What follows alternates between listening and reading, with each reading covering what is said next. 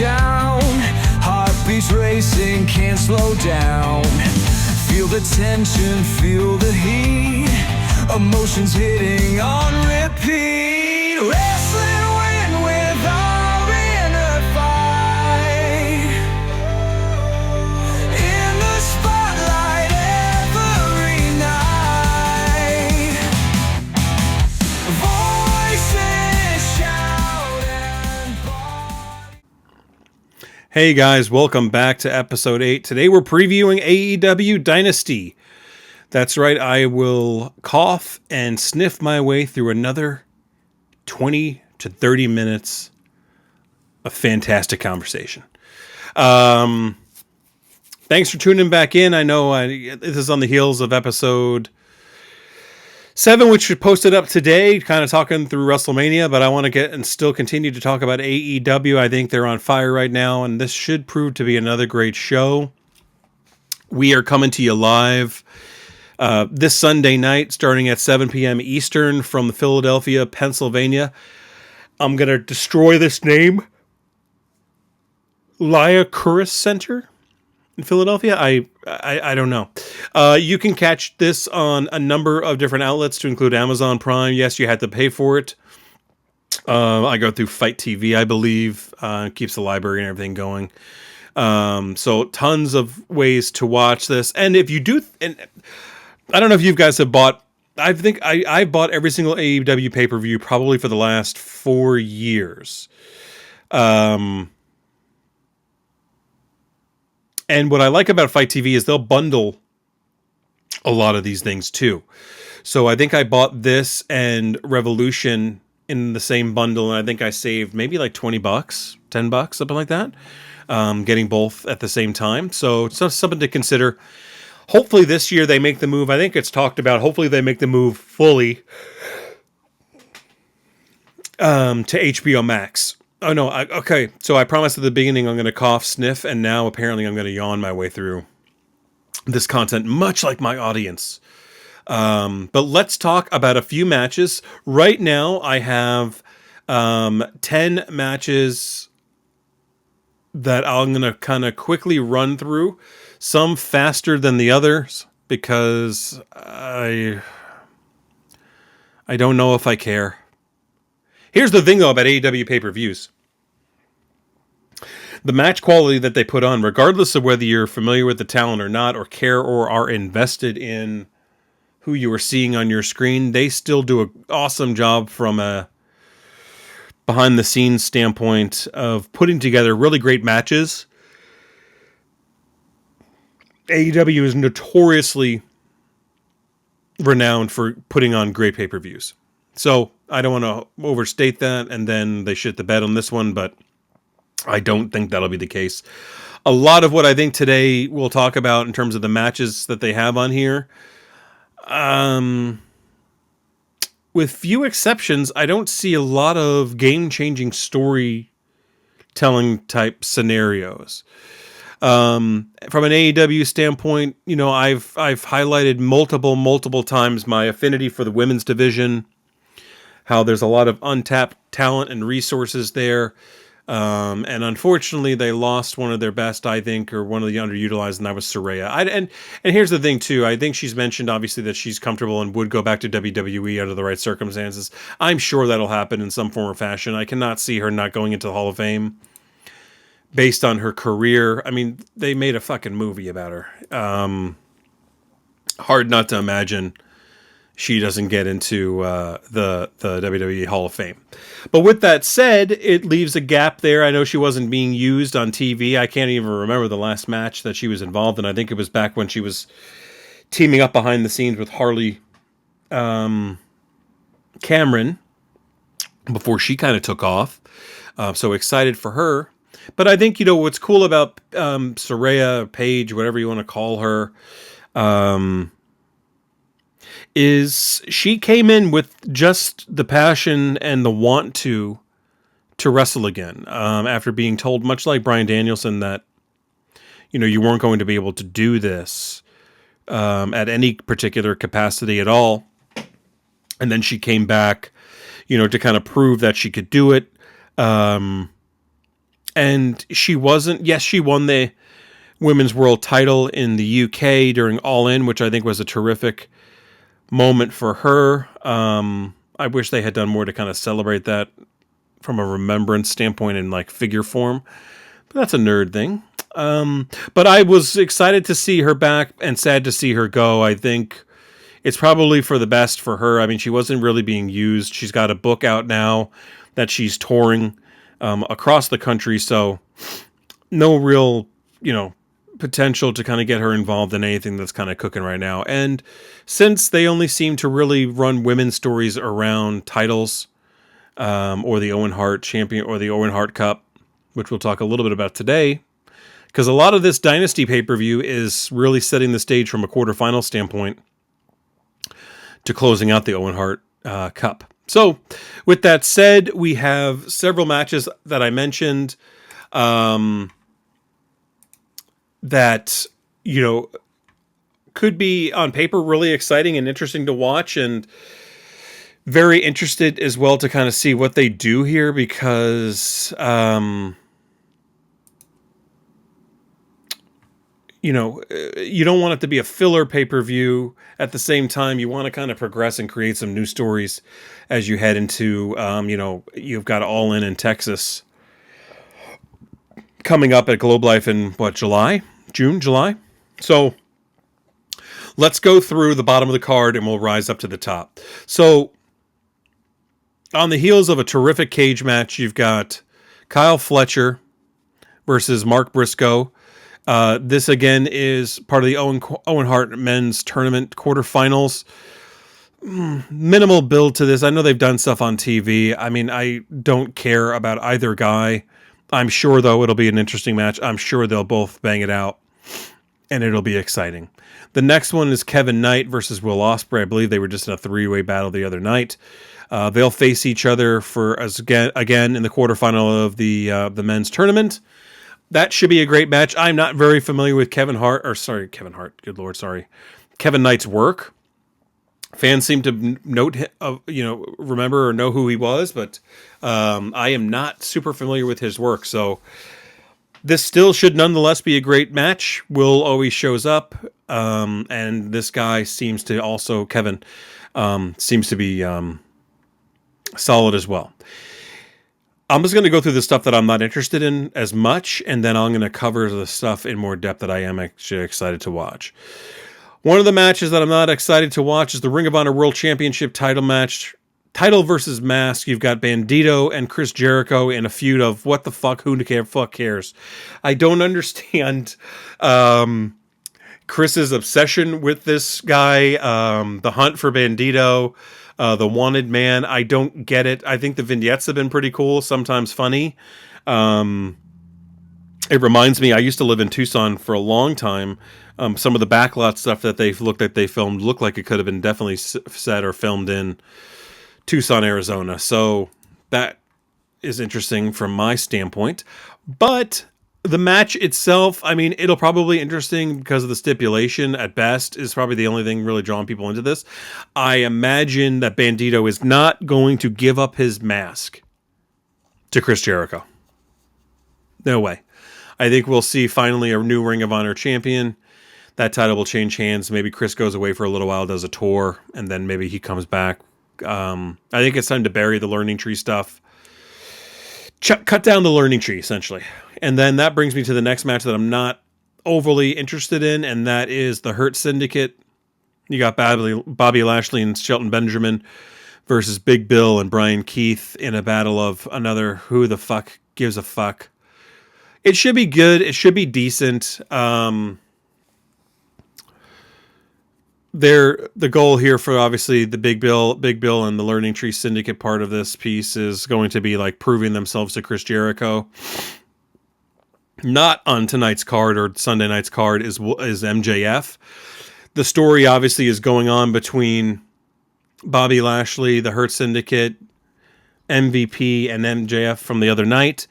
I could easily see from an interference standpoint, maybe MJF costs the Hurt Syndicate the titles. Big Bill, Brian Keith win the titles. Maybe they disband from Chris Jericho in an act of defiance to kind of go off on their own. This gives gives Chris the opportunity to kind of fade away for a little bit, do a tour, and then come back in some other form or fashion.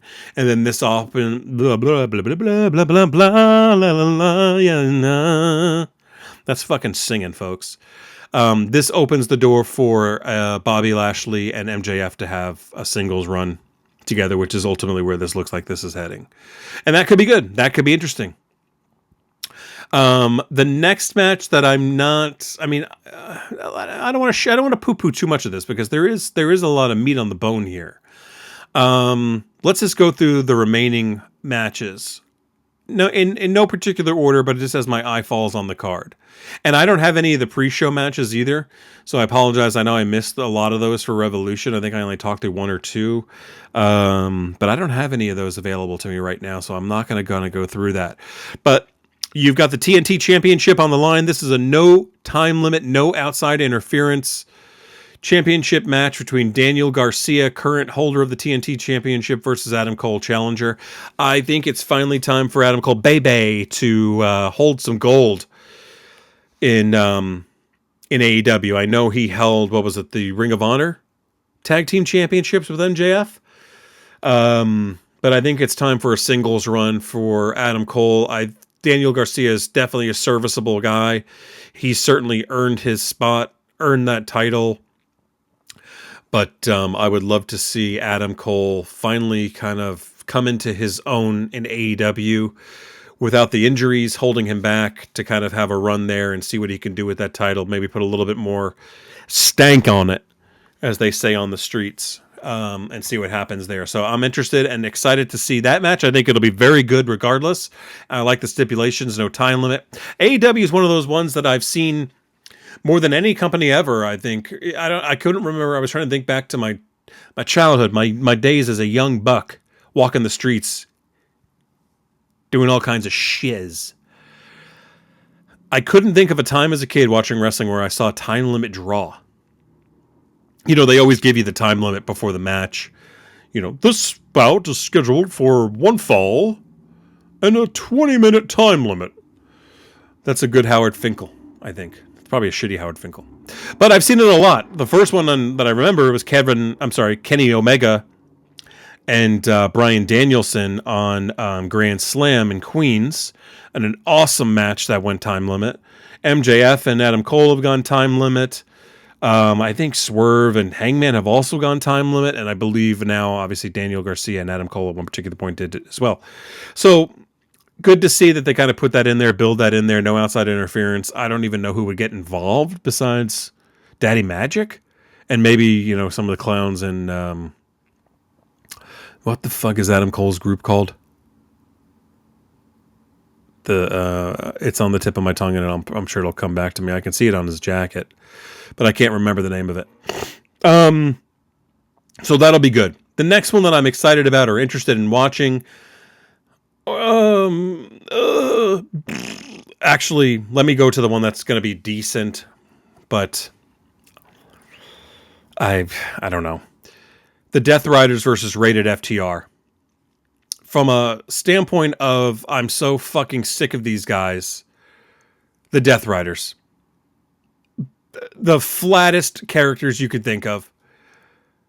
Just a bunch of fucking TV tough guys that are boring, okay? They are absolutely boring.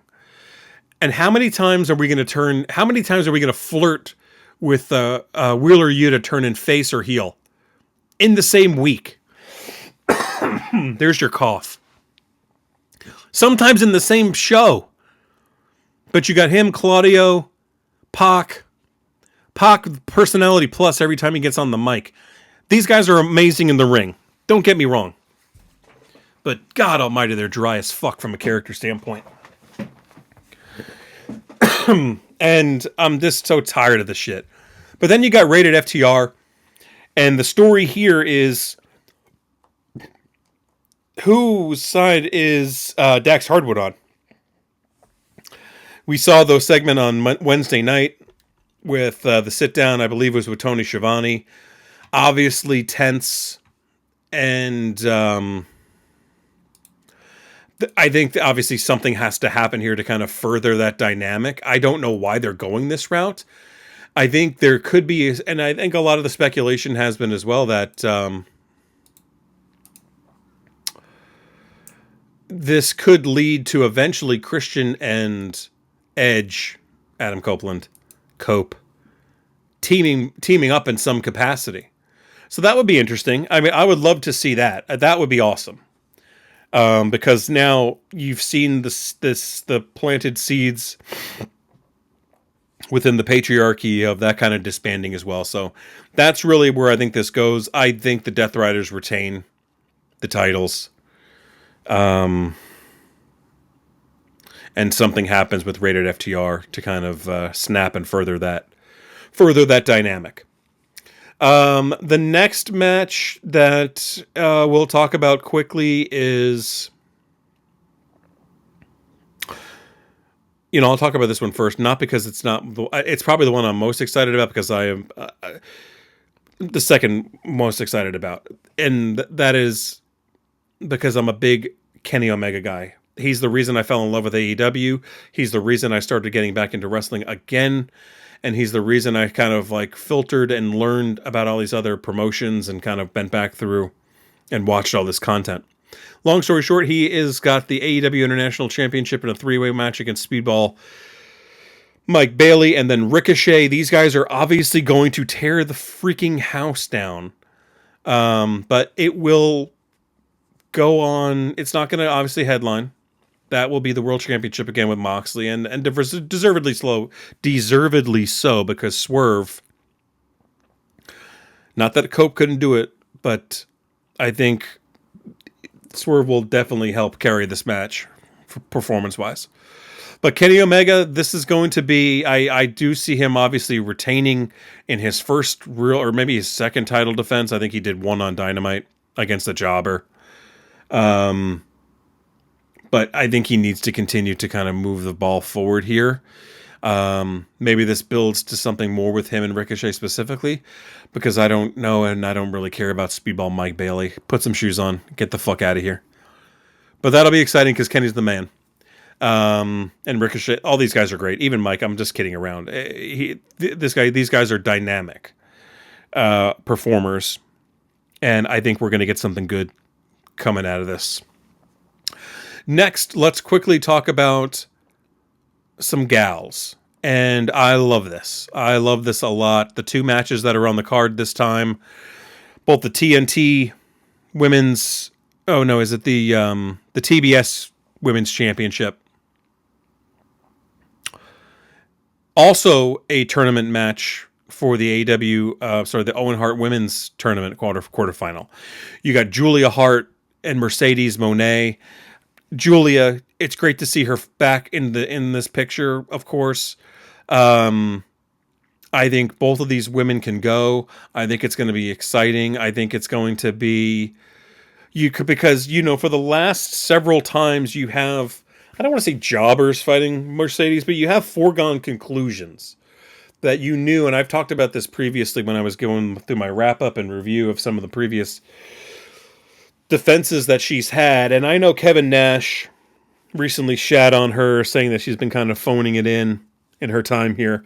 I completely disagree. I don't think he watches the product religiously. I don't think he's watched all her matches. I think she's done a terrific job. I think she's had limited talent on the other end a lot of the time to push the match forward. And this is what I've been saying for the longest time, she needs a quality feud. She's gotten some good work in with Willow Nightingale. The Britt Baker situation could have been great if they built something long term there and given Britt another shot, another go at it. But this match with her and Julia, I think, will be great. I don't believe the title. The title might not even be on the line here. I think it's just a tournament quarterfinal match. So the title's not even on the line. So there is a great chance that Julia might squeak this one by, especially without the title on the line. Because I don't think Mercedes has lost one match since she's come to AEW. So this will be one to keep an eye on because I think there's more down the line with something from a storytelling standpoint here. Let's talk quickly about the next match. I'm going to save my favorite, my gal, for last. But you've got the AEW World Championship. Swerve, of course, winning. It was his match against Ricochet less than a month ago for the opportunity to wrestle for the AEW Men's World Championship at Dynasty against Jon Moxley. This should be another really great match. As I said, Swerve will more than likely carry this. John's very limited in terms of what he does. So I think, you've got something really exciting here. I'm just trying to think to myself, because what have I said so far? I've said you're going to see the TNT Championship change hands between Adam Cole and Daniel Garcia. I think you'll see the Ring of Honor World Championship change hands between Chris Jericho and Bandito. I don't think any other titles on this card are going to change. So I don't think that Swerve will win the World Championship back. I think something from an and here's the thing too. If I'm going to fucking lose my mind if the Death Riders again get involved, and they will because it's bad storytelling with Moxley and his fucking faction.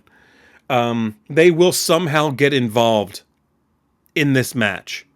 And he will still retain the title regardless of what Swerve does. Because I think ultimately, they're just trying to keep the belt on Moxley until Darby is healthy enough to come back and be ready to go for All In. I think that's the match that they're trying to build to. I think that's the direction they're trying to go in. And whether it's right or wrong, I think they'll protect him in some form or fashion until that comes in the coming months. So, is it the best match, though, for arguably what's supposed to be one of your best, a standout pay-per-view, and not only for the year for the company, but for the company as a whole in its existence, a stateside level pay-per-view of this magnitude from a seating standpoint. And I know there's been talk recently they've moved the time and stuff to combat WWF and WWE and their bullshit fucking tactics for Saturday Night Main Event and stuff like that. But who gives a fuck? Fuck off, WWE. There can be two companies. There has to be two companies, man. There has to be more than two companies, and there is. I don't understand the mentality of trying to bury, in quotes, non-competitors. I think there's enough wrestling to go around. I think there's enough fan support to support both companies. Or, there are still your religious stands for one company versus the other. I will watch both programs as long as the content is good. You know what I mean? And I grew up on WWE. I was an anti-WCW guy at the time, but I loved the NWO shit. I loved the stories that they were telling, but I would flip definitely back and forth between those programs when something was good. So it just bothers me. And I know this is off topic, but this is the emotions part. And then the match that I'm looking forward to the most, Timeless Toni Storm, goes against Megan Bayne for the AEW Women's World Championship. I do not think Toni's going to lose this match. Maybe there's some type of interference to kind of keep the belt on Toni. But to give Megan the championship at this particular point, I think would be a mistake. Excuse me, Toni retaining or regaining the title from Mariah May not too long ago after the build of a tremendous feud, just to lose it, on a Sunday night in Philadelphia. I think that's the wrong move. I think she has to retain. I think she has to go into All In as the women's world champion. I think that is the draw, not Megan Bayne. That's where the money is. And maybe you get to the point too where you do a title for title type situation with these gals. That'd be cool. Mercedes versus Tony. But that's the lineup for tomorrow night or tonight, whenever you're listening to this. Let me know your thoughts. I'm excited to hear what you're excited about. I think it's going to be a great night. As I mentioned at the beginning, AEW knows how to put on a show. I think this should be exciting, and I would also love to see an opportunity. Maybe the Young Bucks come back at this particular point? They've been off TV for a while. Could they resurface? I don't know, but enjoy the program, enjoy the show. We'll probably talk about it next week. If we don't connect again, don't forget to follow me on Instagram. Don't forget to support and follow the channel on YouTube as well. These post up, so subscribe, please. Turn on your notifications. I try to send these out at least Saturday, Sunday of every single week. But I appreciate you listening either way, and enjoy the rest of your weekend and have a great week.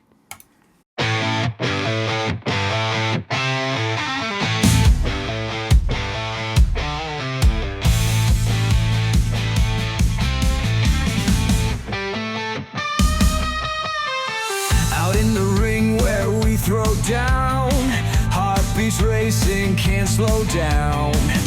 Feel the tension, feel the heat, emotions hitting on repeat. Wrestling win with our inner fight. In the spotlight every night. Voices shout and bodies clash. In this world emotions crash.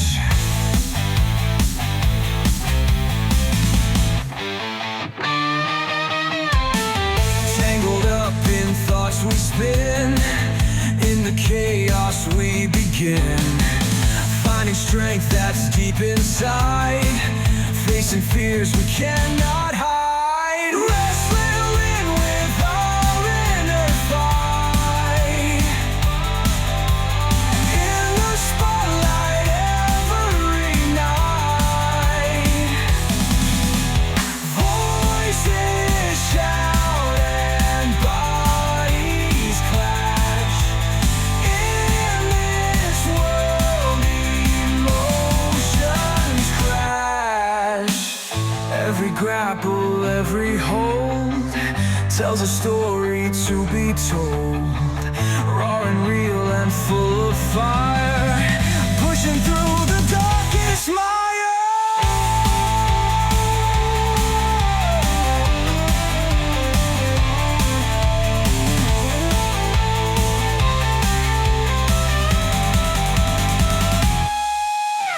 Wrestling with our inner fight. In the spotlight